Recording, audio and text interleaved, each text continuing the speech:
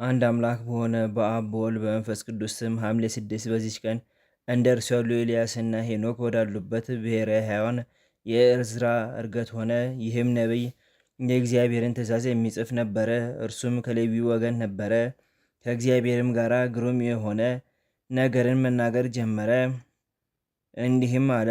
ምድርን በፈጠርካት ጊዜ አዳምን ታስገኝ ዘንድ አዘዝካት፣ አስገኘችውም። ሁለተኛም የጥፋት ውሃ በጊዜው እንደመጣና ሁሉን እንዳጠፋ ተናገረ። ኖህ፣ አብርሃምና ዳዊት እንዴት እንደተመረጡ ደግሞ ተናገረ። ዳግመኛ ነፍስ ከስጋዋ እንደምትወጣና 7 ቀኖች እንደምትዞር ከዚያም በኋላ እንደ ስራዋ ወደ ተዘጋጀላት ቦታ እንደምትገባ ተናገረ።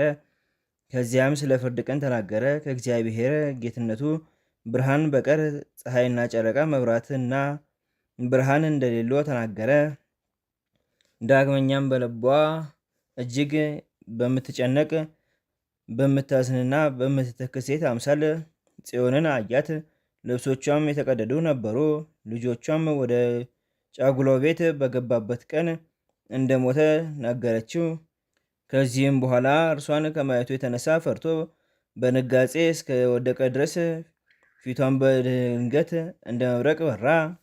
ደግሞም 12 ክንፎች 3 ራሶች ያሉት ንስር ከባህር ሲወጣ ከክንፎቹም ውስጥ ራሶቹ ሲወጡ አየ። እኒህም በየዘመናቸው ገዝተው የጠፉ ነገሥታት ናቸው። ደግሞም ስለ መድኃኒታችን ክርስቶስ መወለድ ተናገረ። እንዲህም አለ። አንበሳ እያገሳ ከበረሃ ወጣ፣ በሰውም አንደበት ሲናገር ንስሩንም ሲገስጸው ሰማሁት አለ። ዳግመኛም ስለ ክርስቶስ እንዲህ ብሎ ትንቢት ተናገረ። በሌሊት ታላቅ ነፋስ ከባህር ሲወጣ አየው።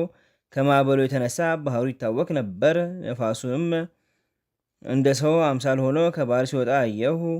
ደግሞም ከብዙ ኃይልና ክብር ጋር በሰማይ ደመና ማዕረጉን በአብ ቀኝ መቀመጡንም አይቶ ተናገረ። ዳግመኛም በፈሳሹ ማዶ ያኖራቸው 9ኙ ነገድ እንደሚሰበሰቡ ተናገረ። ከዚህም በኋላ የነቢያት መጻሕፍትና የአባቶች ትውልድ የያዙ መጻሕፍት ተደምስሰው መጥፋታቸውን ባሰበ ጊዜ ወደ በረሃ ገብቶ በጾምና በጸሎት ምህላ ያዘ። ከእርሱም ጋር 5 ጠቢባን ጸሐፊዎች ወሰደ። ከእንጨቱም አንጻር ቃል ጠርቶ ዕዝራን አፍህን ክፈት ብሎ ህቡረ ሰዓት የሚመስል ውሃን የተመላ ጽዋን ሰጠው። ይህንንም ጽዋ ጠጣ። ያን ጊዜም ልቦናው ጥበብን አገሳ። ተገልጾለትም መጻሕፍትን ሁሉ ሰበሰበ። ለእሊያ ሰዎች ልዑል አምላክ እውቀትን ሰጣቸው። መጻሕፍትንም ሁሉ በየተራቸው ጻፉ። በዚያ 40 ቀኖች ኖሩ። እነዚያ ግን ቀን ቀን ይጽፋሉ፣ ማታ ማታ ይመገባሉ።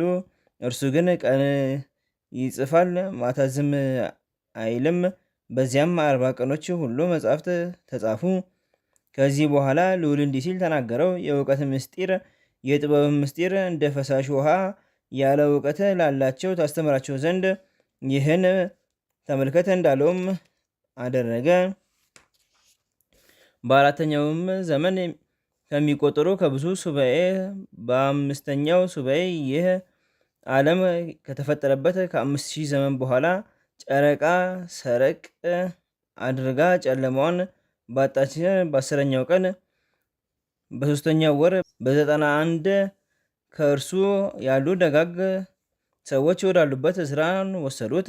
ለእግዚአብሔር ምስጋና ይሁን፣ እኛንም በጸሎቱ ይማረን፣ በረከቱም ከኛ ጋር ትኖር ለዘላለሙ አሜን። በዚችም ዕለት ቅድስት ንስተሮኒን አረፈች። እርሷም ከኢየሩሳሌም ሰዎች ውስጥ ነበረች። እርሷም አስቀድማ ኃጢአተኛ ነበረች። ከዚያም በኋላ ንስሐ ገብታ ወደ እግዚአብሔር በተቃጠለ ልብ ተመለሰች። የሥጋን ፍላጎቶች ሁሉ ናቀች። እመምኔት እስከሆነች ድረስ በበጎ ስራ ሁሉ ትሩፋትንና ተጋድሎን አበዛች። እህቶችም ከገድል ብዛት የተነሳ ምግብን ከመተው የተነሳ ስጋዋ እንዳለቀ አይተው ስጋሽን እንድትረጂ ጥቂት እህል በወጥ ብዪ አሏት። አብዝቶም ግድ ባሏት ጊዜ ልጆቼ ሆይ ወደ ቀድሞ ልማዴ እንዳልመለስ ጥቂት ወጥ ስለ መብላት አትድከሙ፣ ስለዚህ ወጥ አልበላም አለቻቸው። ከዚህ በኋላ በሰላም አረፈች። ለእግዚአብሔር ምስጋና ይሁን፣ እኛንም በጸሎቱ ይማረን ለዘላለሙ አሜን። በዚህችም ዕለት ጳውሎስ የተባለ ቅዱስ መርቄሎስ በሰማዕትነት ሞተ። ይህም ከ72ቱ አርድእት ውስጥ ነው። እርሱም ሐዋርያትን አገልግሏቸዋል። ወንጌልም ለመስበክ ከእነርሱ ጋር ሄደ። የሐዋርያው የቅዱስ ጴጥሮስ መልእክቶች አደረሰ። በመከራውም ጊዜ ባገለገለው ከእርሱም ጋር መከራ ተቀበለ። ከእርሱም አልተለየም። ወደ ሮሜ ሀገር ከእርሱ ጋር ገብቶ ቅዱስ ወንጌልን አስተማረ። ክብር ይግባውና ጌታችን ኢየሱስ ክርስቶስን ወደ ማመን ከአረማውያን ብዙዎችን መለሳቸው። ሐዋርያው ቅዱስ ጴጥሮስም በሰማዕትነት በሞተ ጊዜ ይህ ረድ መርቄሎስ መጥቶ በመስቀል ላይ አወረደው። በከበሩ ልብሶች ከሽቱ ጋር ገነዘው። በሳጥንም ውስጥ አድርጎ ከምዕመናን በአንዱ ቤት አኖረው። የሐዋርያ ጴጥሮስ ደቀ መዝሙርም እንደሆነ በኔሮን ዘንድ ወነጀሉት። ንጉሥም ወደ እርሱ አቅርቦ ጠየቀው። እርሱም ለሐዋርያ ጴጥሮስ ደቀ መዝሙር እንደሆነ አመነ። ደግሞም ክብር ይግባውና ጌታችን ኢየሱስ ክርስቶስ እውነተኛ አምላክ እንደሆነ ታመነ። ስለዚህ ጽኑ ስቃይ አሰቃየው። ገረፈውም፣ ዘግዝቀው ሰቅለውም ከበታቹ ጢስን አጤሱበት። ከዚህም በኋላ ንጉሡ እንዴት ሆነ መሞት ትሻለህ? በምን አይነት ሞት ልግደልህ? ንገረኝ አለው። ቅዱሱም እንዲህ ብሎ መለሰ፣ እኔ ሕይወት በሆነ በክርስቶስ ስም መሞት እሻለሁ። አንተ ግን በፈለግከው አይነት ግደለኝ፣ ፈጥነህም ወደ ፈለግከው አድርሰኝ። ያን ጊዜም ንጉሡ ኔሮን እንዲገርፉትና እንደ እምሩ ጴጥሮስ ዘግዝቀው እንዲሰቅሉት አዘዘ። እንዲህም አደረጉበት። የሰማዕታትና የሐዋርያትን አክሊል ተቀበለ። ለእግዚአብሔር ምስጋና ይሁን፣ እኛንም በሐዋርያት በጸሎታቸው ይማረን ዘላለሙ አሜን።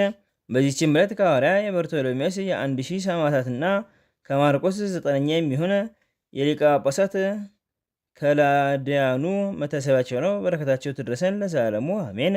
በዚችም ቀን የቅዱስ አብሮኮሮኒዎስ እናት ገድለኛው ቴዎዶስያ በሰማዕትነት ሞተች። ከእርሷም ጋርም 2 መኳንንቶችና 12 ሴቶች በሰማዕትነት ሞቶ።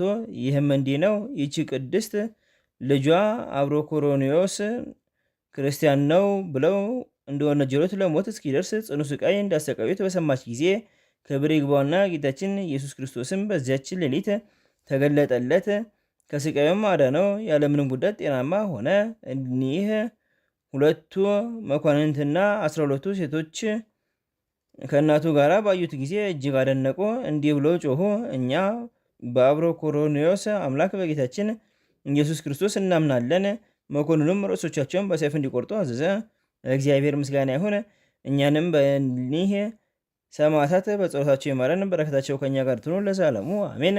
አንድ አምላክ በሆነ በአብ በወልድ በመንፈስ ቅዱስም ሐምሌ 7 በዚች ቀን ቅዱስ አባት የባሕታውያን አለቃ የሆነ መስተጋድል አባ ሲኖዳ አረፈ።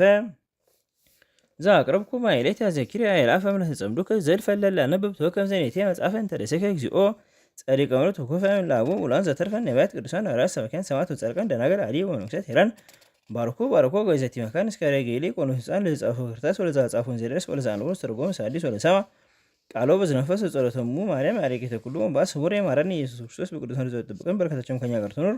ኦ አምላክነ በከመ ንትቀ ወአኮ በከመ አምሳነ ወለዘበሰማያት